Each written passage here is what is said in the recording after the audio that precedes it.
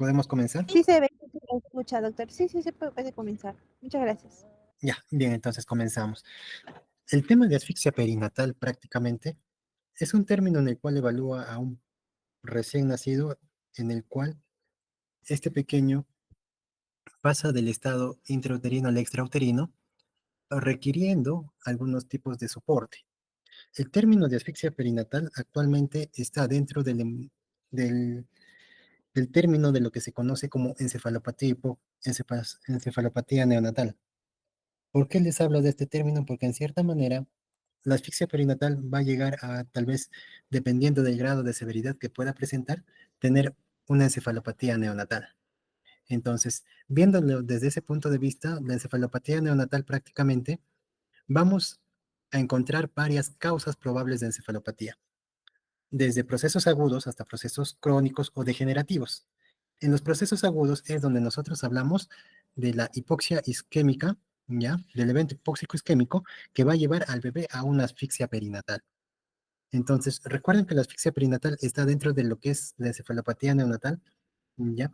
Ya que como síntoma clínico, en caso de ser muy severo la asfixia neonatal, va a tener un cierto grado de encefalopatía. Entonces, es por eso que abordamos este término dentro de un término mayor que es la encefalopatía neonatal.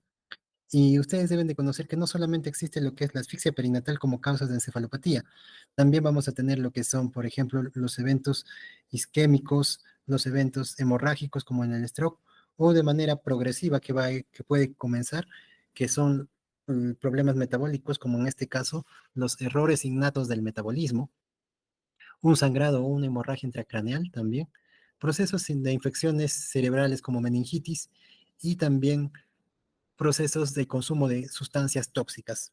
En este caso, más que nada, es por el consumo de padres o madres que pueden hacerle ingerir al bebé, ¿no? Y sí, a veces se ha dado algunos casos, como por ejemplo, ya, la toxicidad por cocaína en algunos bebés que se ha visto en algunos casos. En nuestro medio local prácticamente no es mucho, pero sí se puede dar en algunos casos a nivel nacional. Entonces, la asfixia perinatal es parte de la encefalopatía neonatal en el cual nos menciona que va a haber una interrupción del flujo sanguíneo ya placentario por el cual el bebé va a incurrir en un grado de hipoxia y por ende una acidemia fetal, alterando así el pH del bebé y por ende el pH va a estar menos de 7.15, nos menciona la literatura, si es que es una muestra arterial o venosa, ¿ya? Y obviamente este tema de hipoxia o acidemia que va a presentar el recién nacido al momento de nacer, depende del grado, va a presentar potenciales efectos adversos, ya sea como secuelas neurológicas posteriores.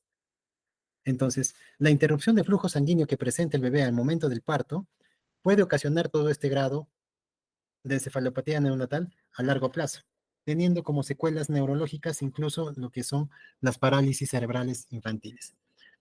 Doctor, ¿cuándo yo debo de tener riesgo o debo de percatarme de que este paciente pueda tener una asfixia perinatal?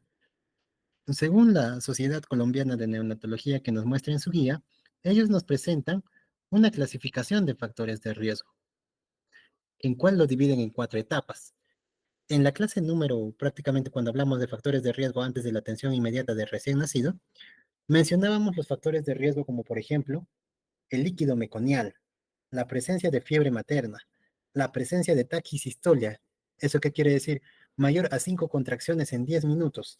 O si hay la presencia de ruptura uterina o la presencia de desprendimiento prematuro de placenta o algún tipo de distocia, ya sea cefalopélvica o una distocia de hombros o un prolapso de cordón, ten por seguro que es un alto riesgo de que el paciente pueda nacer con asfixia perinatal.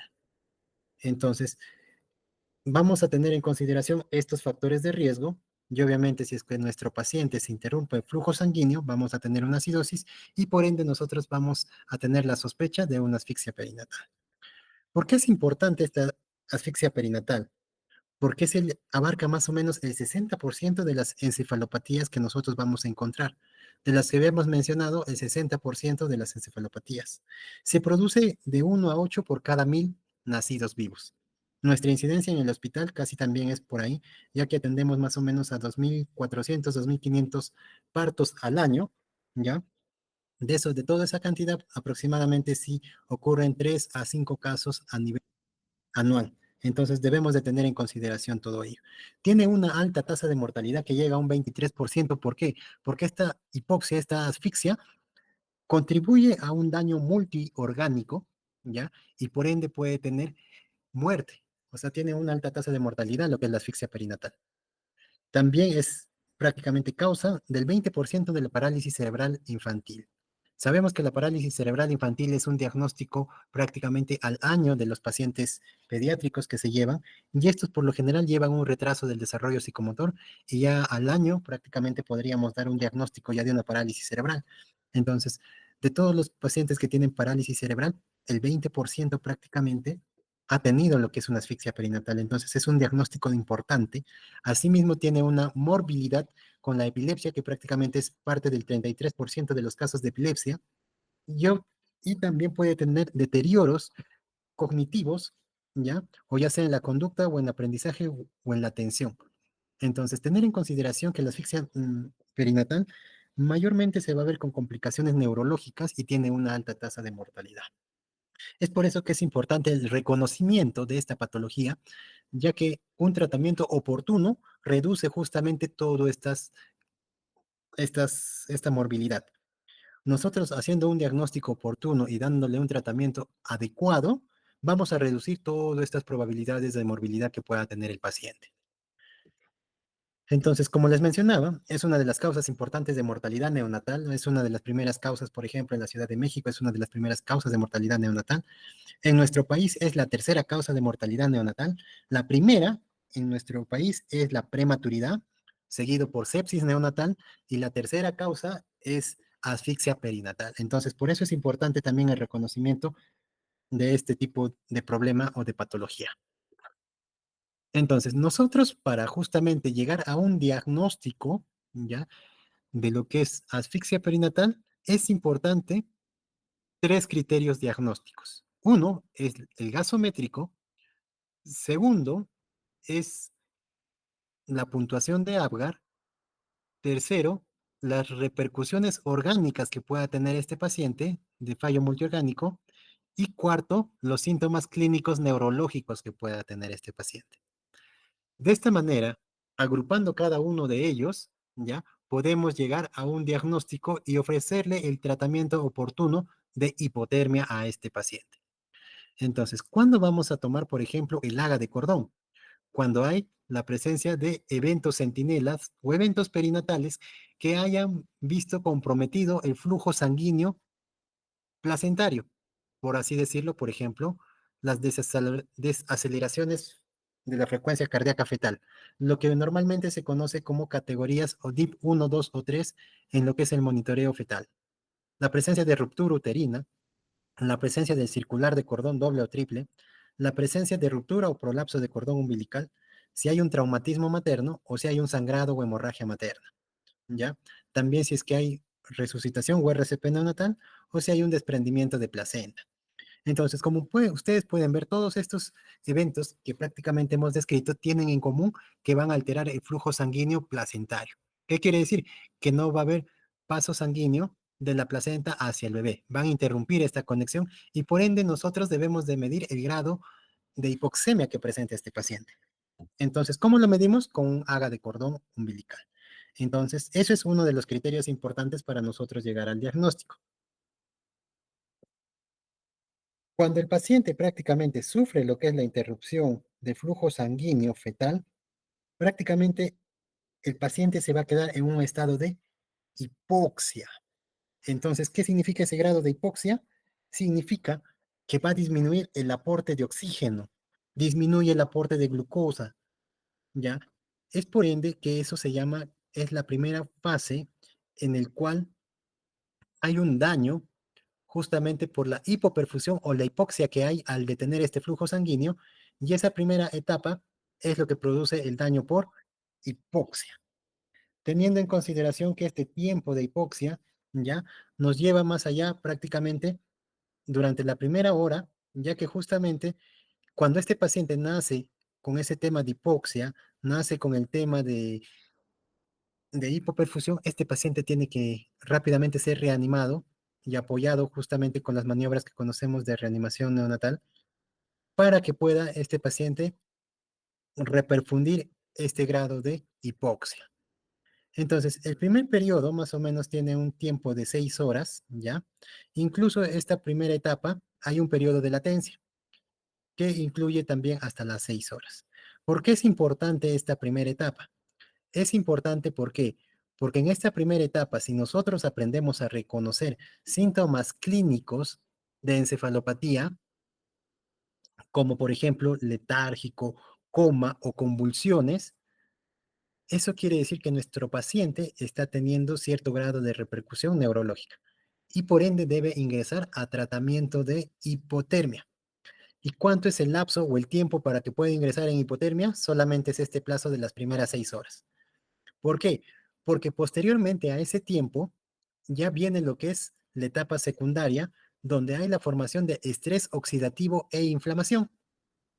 Este tema de inflamación y estrés oxidativo justamente va a contribuir al daño neurológico. ¿Por qué? Porque las neuronas, al estar sin oxígeno, activan algunos mecanismos de defensa, ¿ya? Justamente como la redistribución de flujo, ¿ya? Y activan el mecanismo de oxigenación anaeróbica prácticamente, ya metabolismo anaeróbico, justamente para satisfacer las demandas. Pero una vez que ello no es suficiente, cuando inicia el procedimiento de la reperfusión, ingresa otra vez todo lo que es el oxígeno, pero esta vez la célula, como está en proceso de recuperación, este estado de oxigenación, de reoxigenación, puede causar mayor daño. ¿Por qué? Porque el oxígeno, recuerden que va a ocasionar un estrés oxidativo y esta célula no va a estar normal. Por lo general va a estar en un periodo de inflamación. Asimismo, el cerebro va a liberar ciertas interleucinas en el cual va a justamente comprometer el estado neurológico del paciente. ¿Por qué les explico esta parte? ¿Por qué me detengo aquí? Porque recuerden que solamente se puede iniciar hipotermia en la primera etapa, que es justamente las 6 horas. En esta etapa de las 6 horas es donde nosotros debemos de prácticamente iniciar lo que es el tratamiento de hipotermia. Por, porque posterior a ello, ya el estrés oxidativo y la inflamación ingresan a lo que es, al, ingresa a lo que es prácticamente las células neuronales y produce mayor daño, teniendo ya como una tercera etapa, la etapa tardía, donde prácticamente ya es la recuperación y que esto puede tardar incluso meses o años en recuperarse, lo que es la etapa tardía. Recuerden que las neuronas es una de las células que prácticamente se regeneran de manera lenta, al igual que los músculos, las células musculares. Entonces deben de tener en consideración la fisiopatología como es el daño de la hipoxia en caso de una asfixia perinatal. Entonces, la primera etapa es la etapa prácticamente donde está el daño hipóxico, de la etapa de latencia hasta las 6 horas. Posterior de ello aparece lo que es la etapa del estrés oxidativo y la inflamación, justamente después de la reperfusión. Y la etapa tardía es la etapa de la recuperación de estas neuronales. Eso es lo que debemos de tener en consideración. Entonces, ¿qué es lo que hace el neonatólogo, en este caso que ve lo que son los temas de asfixia perinatal? ¿Qué es lo que hace? Trata de mantener la homeostasis entre la inflamación y la apoptosis celular que ha sido causado por la hipoperfusión, ¿ya? Y justamente mantiene el equilibrio entre la inflamación y la apoptosis y justamente la reperfusión, prácticamente la reperfusión sanguínea que va a utilizar este paciente. Recuerden, por así mencionarlos como ejemplo, es como si una máquina estuviera funcionando de manera normal y de un momento a otro se le corta el suministro de energía. Y cuando vuelve la energía, y este es una energía que trabaja de manera normal y vuelve a conectarse, puede malograr o quemar el motor, como a veces puede suceder en algunos electrodomésticos. De igual manera ocurre en el cerebro. El cerebro recibe un flujo sanguíneo. Al verse disminuido el flujo sanguíneo por la hipoxia, por el evento hipóxico al momento del nacimiento, y posteriormente al volver a reperfundir, el flujo sanguíneo, ya sea a través de maniobras de RCP, es donde puedes ocasionar daño neurológico. Es por eso que se debe mantener la homeostasis en estos pacientes y el flujo sanguíneo debe ser lo más mínimo, ¿ya? O sea, el grado de reperfusión debe ir de manera lenta o paulatina. Y por ende se deben monitorizar los signos clínicos neurológicos dentro de las primeras 6 horas para evaluar justamente si ha habido algún tipo de daño neurológico que requiere algún tratamiento adicional. El tratamiento de hipotermia que se va a realizar en estos pacientes, que es dentro de las primeras 6 horas, va a disminuir el metabolismo cerebral. Eso quiere decir que las células neuronales no van a trabajar de manera normal, sino van a trabajar de manera más lenta y por ende su gasto energético va a disminuir. ¿Eso qué quiere decir? Que al trabajar de manera más lenta, va a disminuir su gasto energético, no va a hacer mucho esfuerzo y por ende su recuperación va a ser mejor. ¿Ya? El anticonvulsivante que se puede utilizar como es el fenobarbital va a inhibir lo que es el glutamato, justamente para inhibir lo que son la presencia de las descargas eléctricas sinápticas. La hipotermia también va a ser como un proceso antiinflamatorio que justamente lo que les comentaba va a inhibir lo que es la interleucina 1, el interferón alfa, y la activación de la microglia, que es justamente la célula que protege, y va a disminuir lo que es la exotoxicidad y los radicales libres. La vía de la caspasa 3 es justamente lo que es la apoptosis, ¿no? El inicio para la apoptosis de la muerte celular. En caso que las células neuronales inicien la secuencia de la caspasa 3 para lo que es la apoptosis, en este caso la hipotermia reduce todo ello. Es por ende que el tratamiento de elección es la hipotermia en estos pacientes. Entonces ustedes se preguntarán, ¿cuándo inicio lo que es hipotermia? Hipotermia vas a iniciar, primero tienes que tener algunos, por así decirlo, criterios de exclusión. Pacientes que son menores de 35 semanas no se realiza hipotermia. Entonces, uno es que tu paciente tiene que tener mayor de 35, mayor o igual de 35 semanas. Tener un peso mayor o igual a 1800 gramos y estar dentro de las primeras 6 horas de vida. Justo lo que te explicaba, ¿cierto? Dentro de la primera fase de la asfixia perinatal. Entonces, si el paciente cumple estos criterios y tu paciente tiene síntomas clínicos como por ejemplo cierto grado de encefalopatía, ya sea moderada o severa, asociado a un AGA de cordón con un pH menos de 7 o un exceso de bases mayor o igual a 16 o un Apgar menos de 5 a los 5 minutos, debes de tener en consideración que son criterios diagnósticos para hipotermia. Recuerden bien, el AGA de cordón debe ser con un pH menor a 7 o un exceso de bases mayor o igual a 16. Tener un Apgar menos de 5 a los 5 minutos. ¿Ya? Acá en la diapositiva dice 10, pero es 5 minutos. Apgar menos de 5 a los 5 minutos. Y tener síntomas clínicos de encefalopatía moderada o severa. Entonces, creo que sobre el AGA de cordón ya habíamos hablado, ¿ya? El tema también del Apgar, ya también sabemos cómo evaluar el Apgar. Lo que sí nosotros deberíamos de tener en consideración es el tema de lo que es encefalopatía. Para eso nosotros evaluamos el examen clínico de Sarnat, donde nos muestra que un paciente que está letárgico o comatoso o presenta la que es la presencia de convulsiones, apneas o presenta posturas como decorticación o descerebración, prácticamente es un paciente que está en una encefalopatía de moderada a severa. Y este paciente asociado a un AGA de cordón y asociado a un Apgar, tenemos los tres criterios para iniciar nosotros lo que es el tratamiento de hipotermia. Ahora, si ustedes me preguntan, doctor, pero si no he podido tomar un AGA de cordón y le he tomado un AGA venoso o arterial posterior al nacimiento, tiene que ser una gasometría menor de 1 hora de nacido. Y en esa gasometría, cuando es menos de 1 hora de nacido, el pH, si es menos de 7.15 o el exceso de bases es mayor a -10, debe ingresar también a tratamiento de hipotermia. Y todo esto no se olviden dentro de las primeras 6 horas de vida, ¿ya? Justamente para tener mejor pronóstico en estos pacientes. ¿Y cómo es la hipotermia? La hipotermia, por lo general, puede hacerse de dos maneras. Uno que es la hipotermia pasiva y la otra que es hipotermia activa, ¿ya? La hipotermia pasiva es justamente cuando la incubadora está sin temperatura, o sea, ustedes sabrán que la incubadora mantiene caliente a los bebés. En este caso, la incubadora se pone a una temperatura neutra y se empieza a utilizar o agregar los packs, los gel packs que justamente se ponen a todo alrededor del bebé. ¿Para qué? Para monitorizar la temperatura del paciente y comenzar lo que es el enfriamiento. ¿Ya? Entonces, esa es la hipotermia pasiva.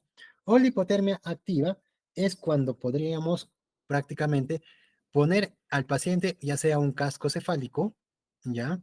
O poner justamente, hay colchones térmicos que justamente pueden hacer ello también, ya que pueden hacer a cuerpo completo. Y también podemos utilizar lo que es la hipotermia, ya sea selectiva o completa. Selectiva es justamente cuando se hace hipotermia con casco cefálico, porque solamente está seleccionando una parte del bebé. En cambio, completa es cuando prácticamente vas a poner todo lo que es en enfriamiento, todo el cuerpo del bebé. Entonces, entre ustedes hacer hipotermia activa, hipotermia pasiva o hipotermia selectiva o completa, según los estudios, no hay prácticamente, no hay un estudio que te revele que cuál es mejor. Simplemente te menciona que es mejor lo que domine tu servicio o tu hospital. Si el hospital domina una hipotermia completa con una hipotermia pasiva con packs de gel, realícelo. Obviamente se tiene que monitorizar la temperatura del paciente.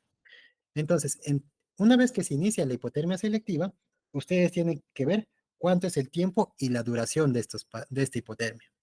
Entonces, la duración o el tiempo de hipotermia en estos pacientes, justamente en este estudio nos menciona que cuál es mejor. En este estudio se ha hecho la comparación, ¿ya? De, por ejemplo, se ha puesto a una temperatura de 33.5 por 72 horas, a 32 grados por 72 horas, a 33.5 por 120 horas y a 32 por 120 horas. Entonces, se ha hecho este estudio en el cual han mencionado que si ustedes pueden ver, la mortalidad disminuye cuando es una hipotermia de 33.5 grados por 72 horas. Porque con los otros métodos, la mortalidad ha sido mayor en los pacientes.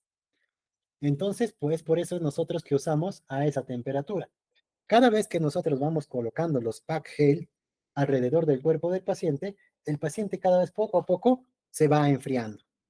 Entonces, la temperatura que tomamos no es con un termómetro axilar, ya no es el termómetro común que utilizamos, sino es un dispositivo que se llama un termómetro con temperatura a nivel central. ¿Qué quiere decir? Que este dispositivo va conectado a lo que es el monitor y nos va a captar una temperatura central. Y por lo general esta temperatura central se capta a través del dispositivo a nivel rectal. Entonces, de esa manera nosotros vamos bajando poco a poco el enfriamiento hasta llegar a una temperatura de 33.5. Y esa temperatura de 33.5 se mantiene por 72 horas. ¿Por qué? Porque justamente la evidencia nos menciona que ese tiempo es beneficioso porque tiene una mortalidad baja en comparación de otros estudios y ya que la discapacidad o mortalidad a los 18 meses con cualquiera de las temperaturas y los tiempos es igual. Entonces, pero la mortalidad en UCI neonatal disminuye con 72 horas. Es por eso que nosotros hacemos la hipotermia con 33.5 de temperatura y un tiempo de 72 horas. ¿Ya? Eso es lo que prácticamente nosotros debemos de tener en consideración. Ahora, una vez que ha pasado las 72 horas prácticamente de la hipotermia, ¿qué se hace? Se empieza a retirar los packs con el cual se ha enfriado al paciente. Pero tener cuidado en el calentamiento, ya que el calentamiento se hace a una elevación de 0.3 grados por hora. Eso quiere decir que tu paciente, si está en 33.5, retiras algunos packs para que en una hora llegue a 33.8. Dentro de la siguiente hora llegará a 34.1. Eso quiere decir que el nivel prácticamente de calentamiento es a 0.3 grados por hora. Eso es lo que debemos de hacer para el recalentamiento. Obviamente también tenemos que dar medidas de soporte si es que el paciente necesita apoyo justamente porque está en hipotermia. Ya tenemos que dar apoyo, soporte respiratorio, ya sea con CPAP o ventilador mecánico. Tenemos que ponerles anticonvulsivantes si es que el paciente ha convulsionado o sedación, también tenemos que ponerle. Y con el tema de la alimentación, ahora último, en algunas guías menciona que se puede dar nutrición enteral mínima en estos casos de estos pacientes que están en hipotermia. ¿Ya? Eso es todavía un tema de discusión, pero sí algunas revisiones te mencionan que puedes dar nutrición enteral mínima. Pero en otros lugares los mantienen sin comer durante estas 72 horas de hipotermia que presenta el paciente. Por lo general, las afecciones que puede presentar estos pacientes durante el tema de la hipotermia pueden ser una afectación pulmonar, por ende se le da algún tipo de soporte, ya sea con ventilador o CPAP. Puede haber alguna afección cardiovascular. A veces, si es que el paciente empieza a presentar bradicardias, tenemos que dar soporte con inótropos, ¿ya? Entonces, de acuerdo a cómo se maneja el paciente, es un manejo intensivo en la unidad de cuidados neonatales. Por eso es importante, más que nada, distinguir cuándo el paciente va a ingresar a hipotermia para brindarle todo el soporte necesario a estos pacientes. Algunos exámenes que nosotros vamos a pedir prácticamente a este paciente para ver si hay daño orgánico, ¿ya? Vamos a pedir, por ejemplo, un hemograma donde vamos a ver si hay plaquetopenia o leucopenia. Tenemos que monitorizar la glucosa de este paciente, la presencia de troponinas o CPK-MB que nos va a ver, nos va prácticamente hacer saber si hay cierto daño eh, miocárdico. También lo que es el TGO y el TGP para ver si hay cierto daño de repercusión en hígado. Y urea y creatinina en pacientes para ver si hay daño de repercusión renal. Estos exámenes por lo general solicitamos a las 12 horas ya de nacido justamente para ver si hay repercusión de daño orgánico. ¿Y para qué nos ayuda esto? Simplemente para monitoreo de paciente de cómo está yendo el paciente desde que ha ingresado a lo que es la unidad de cuidados intensivos y posteriormente se toma un control a veces a las 72 horas si es que no hay mejoría aparente, ya se puede hacer un control posterior. Pero sí a las 12 horas tenemos como un basal para ver si hay daño de repercusión orgánica en estos pacientes. Estudios neurológicos o de imágenes que podríamos hacer a este paciente, sí está recomendado hacer, por ejemplo, el uso de ecografía transfontanelar, ¿ya? ¿Por qué? Porque es rápido, ¿ya? Y se puede hacer en una unidad de cuidados intensivos. Obviamente, este paciente posterior va a ir a resonancia magnética para nosotros ver el pronóstico neurológico de este paciente. Y este paciente también entra a lo que es un programa de seguimiento donde se le hace seguimiento a su desarrollo psicomotor. Por lo general, el programa de seguimiento se hace lo que es hasta el año, ¿ya? Para justamente ver si hay algún daño de repercusión neurológica. Y estos pacientes se recomienda que vayan bastante a lo que es terapia, ¿ya? Para justamente la terapia estimula lo que es la sinapsis y para la recuperación neurológica en estos pacientes. En estos pacientes se habla de lo que es la migración neuronal, que justamente tienden a recuperar todo su potencial neurológico, pero eso mayormente también está asociado a lo que es bastante la estimulación y terapia en estos pacientes, ¿ya? ¿Alguna duda o pregunta, chicos, con respecto a este tema?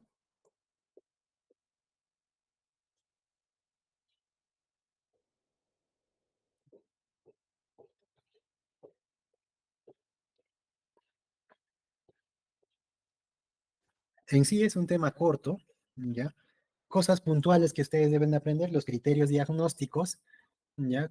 No se olviden, criterios diagnósticos, la presencia del pH menor a 7 en cordón o el exceso de bases mayor o igual a 16.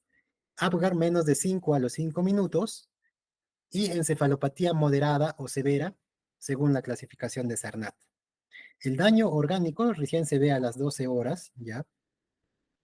Entonces, si ustedes tienen cualquiera de estos criterios diagnósticos, el bebé entra a hipotermia dentro de las primeras 6 horas a una temperatura de 33.5 por 72 horas y culminando ello se hace la etapa de recalentamiento a 0.3 grados centígrados por hora, ¿ya? Y mientras el paciente está en hipotermia se da todo el soporte de, por ejemplo, dejarlo en NPO o nutrición enteral mínima de acuerdo a la guía o el establecimiento donde te encuentres, el aporte de hidratación, soporte respiratorio, monitoreo de las glicemias de este paciente y y prácticamente darle el soporte si es que hay alguna disfunción orgánica. Eso es lo que deben de hacer con estos pacientes. ¿Alguna pregunta adicional, chicos? No, claro, doctor. Bien, chicos, si es que no hay ninguna pregunta adicional, entonces nos estaríamos viendo.